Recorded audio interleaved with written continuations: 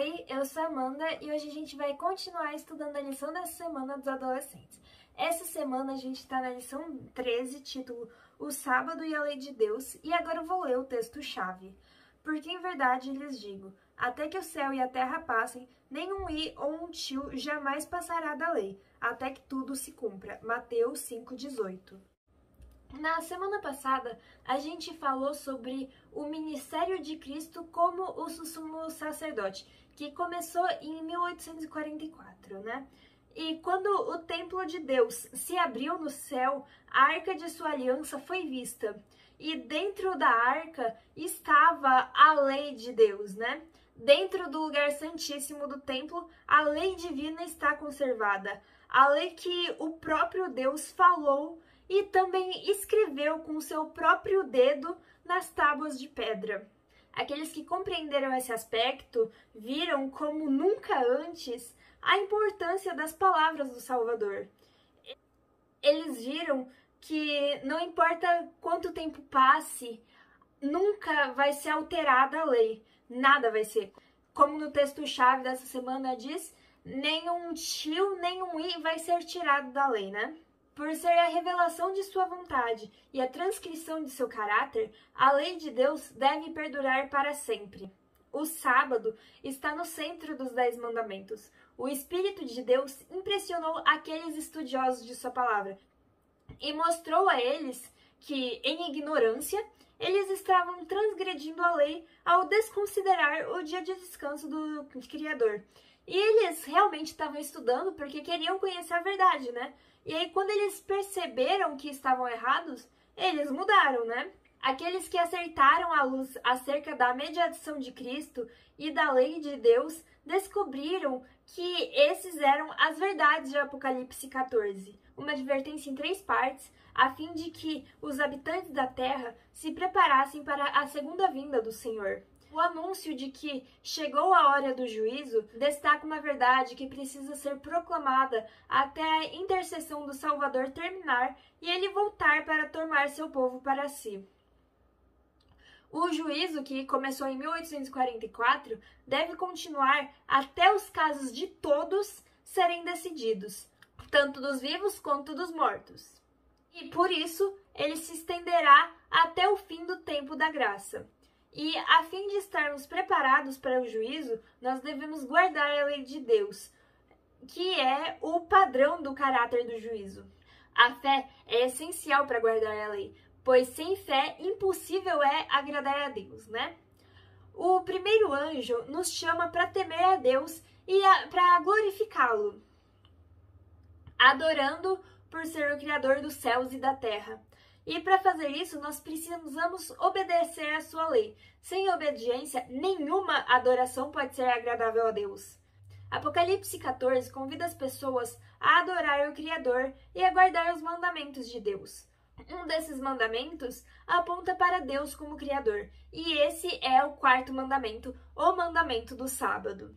O Senhor diz que o sábado é um sinal, a guarda do sábado é um sinal de lealdade a Deus. A mensagem que ordena as pessoas a adorarem a Deus e guardarem seus mandamentos as chama de maneira especial a observar o 4º mandamento. Em contraste com aqueles que guardam os mandamentos de Deus e a fé em Jesus, o 3º anjo se referia a outro grupo. Esse outro grupo adorava a besta e a sua imagem e receberia a sua marca, ou na mão ou na testa. O dragão que tentou destruir a Cristo por ocasião de seu nascimento foi Satanás, o qual incitou Herodes a ordenar a morte do Salvador. E o Império Romano foi o agente que Satanás usou para guerrear contra Cristo e seu povo durante os primeiros séculos, quando o paganismo era a sua religião preponderante. Por isso, em sentido secundário, o dragão é o símbolo da Roma pagã. Apocalipse 13 apresenta outra besta semelhante ao leopardo, a quem o dragão deu o seu poder e seu trono e grande autoridade. Esse símbolo, conforme historicamente a maioria dos protestantes tem acreditado, representa o papado, o qual assumiu o poder, o trono e a autoridade que o Império Romano teve no passado. Essa profecia é praticamente idêntica à descrição do chifre pequeno de Daniel 7 e aponta de maneira inquestionável para o papado. A profecia fala que foi dada autoridade para ela agir durante 42 meses. Esses 42 meses são exatamente os 2.300 anos de Daniel 7, período durante o qual o poder papal oprimia o povo de Deus, que, conforme a gente já falou em semanas anteriores, começou em 538 d.C. e terminou em 1798. Nesse momento, a profecia introduz um novo símbolo. Ela diz: então vi outra besta que saía da terra, com 2 chifres como um cordeiro, mas que falava como dragão. Essa nação é diferente das apresentadas pelos símbolos anteriores.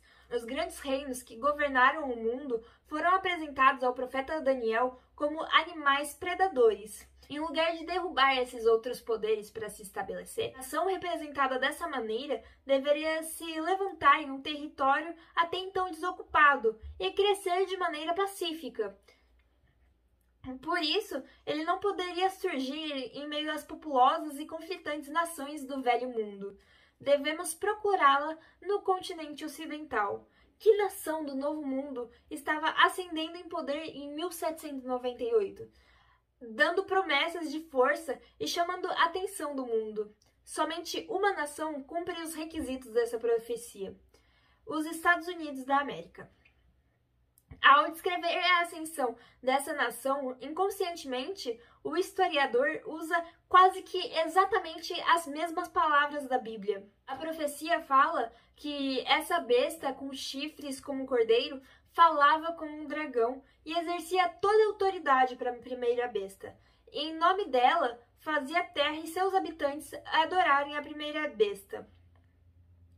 E lhes ordenou que fizessem uma imagem de honra à besta que fora ferida pela espada, mas que tinha revivido. Os chifres como cordeiro e a voz como dragão apontam para uma contradição. A predição de que falaria como um dragão e exerceria toda a autoridade da primeira besta prevê que ela desenvolveria um espírito de intolerância e perseguição semelhante ao do dragão e da besta com um aspecto de leopardo. A declaração de que a besta com 2 chifres faz a terra e seus habitantes adorarem a primeira besta indica que a autoridade nessa nação estenderá sua lealdade ao papado. Esse ato seria contrário aos princípios básicos de suas instituições livres, às afirmações solenes da Declaração de Independência e à Constituição. Muitos acham que a diversidade das crenças entre a igreja protestante é a prova de que jamais será uma uniformidade forçada. Por anos, porém, tem crescido dentro das igrejas protestantes o desejo por união. A fim de colocar em prática essa união, precisam evitar o debate de temas com os quais não concordam.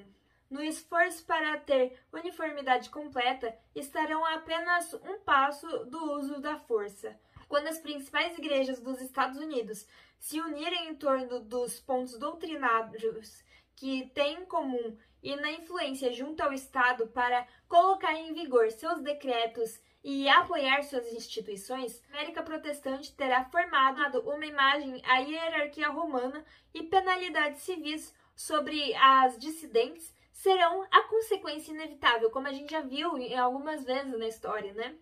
A besta com 2 chifres obrigou a todos a receberem a marca, para que ninguém pudesse comprar nem vender, a não ser que tivesse essa marca. O terceiro anjo adverte: se alguém adorar a besta e sua imagem e receber a sua marca na testa ou na mão, também beberá do vinho do furor de Deus, que foi derramado sem mistura no cálice de sua ira. A besta cuja adoração é imposta é a primeira de Apocalipse 13, com um aspecto de leopardo, que é o papado. A imagem da besta representa a forma do protestantismo apostatado, que se desenvolverá quando as igrejas protestantes procurarem auxílio no poder civil para compelir todos a aderirem suas crenças. De um lado, a guarda da lei de Deus, e do outro sua transgressão será o ponto de distinção entre os adoradores do Senhor e os adoradores da besta. A característica especial da besta e sua imagem é a quebra dos mandamentos divinos. O papado tem procurado mudar a lei de Deus. Mudou o quarto mandamento na tentativa de autorizar a observância do primeiro dia em lugar do sétimo dia, o sábado. A mudança no quarto mandamento cumpre com exatidão a profecia. Nela, o poder papal se coloca abertamente acima de Deus. Os católicos romanos reconhecem que sua igreja fez a mudança no sábado e declaram que os protestantes reconhecem seu poder ao guardar o domingo. A igreja romana ainda não abriu mão de sua reivindicação à supremacia. Quando o mundo e as igrejas protestantes aceitam o sábado que ela criou, ao passo que rejeitam o sábado bíblico, estão praticamente concordando com a sua alegação. Existem hoje cristãos verdadeiros em todas as igrejas. Eles creem honestamente que Deus estabeleceu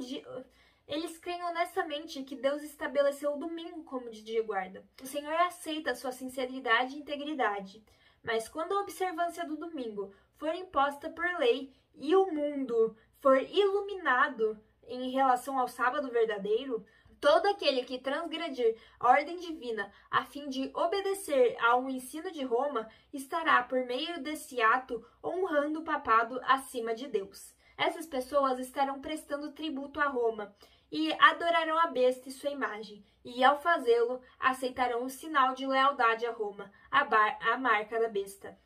Somente quando a questão for claramente explicada às pessoas e elas fizerem a escolha entre os mandamentos de Deus e os mandamentos dos homens, há aqueles que continuarem a transgredir a lei, que receberão a marca da besta. A mensagem do terceiro anjo contém a advertência mais temível já dirigida aos mortais. As pessoas não serão deixadas na escuridão a respeito dessa importante questão.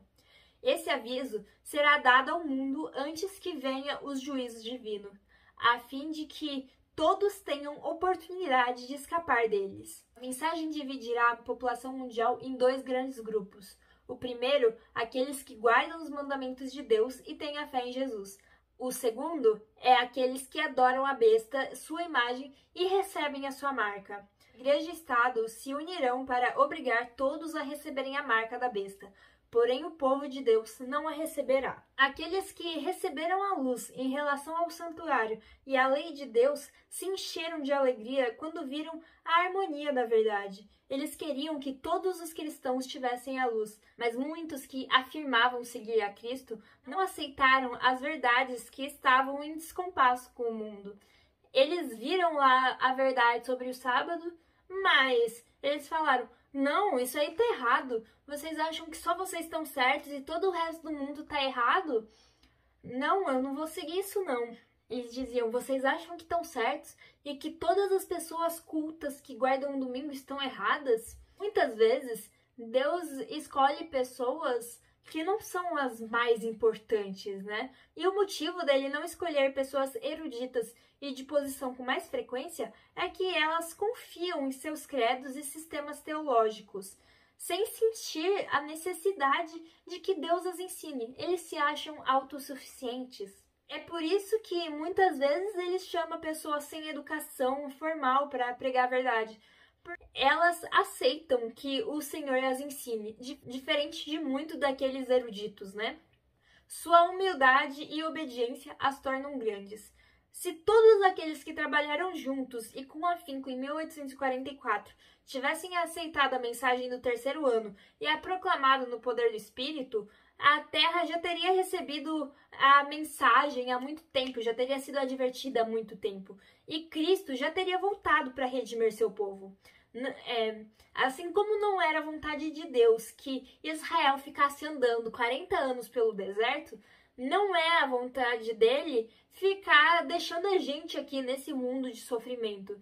Por misericórdia por esse mundo, Jesus tem adiado sua vinda para que os pecadores ouçam a advertência e encontrem abrigo antes de derramar sua ira. Hoje, assim como nas eras passadas, a exposição da verdade desperta oposição, Com más intenções, muitos atacam o caráter e os motivos daqueles que defendem as verdades impopulares. A profissão de fé feita por cristãos verdadeiros e mártires, exemplos de santidade e firme integridade, inspira coragem naqueles que agora são chamados a se posicionar como testemunhas para Deus. E por hoje é só, a gente se vê de novo amanhã.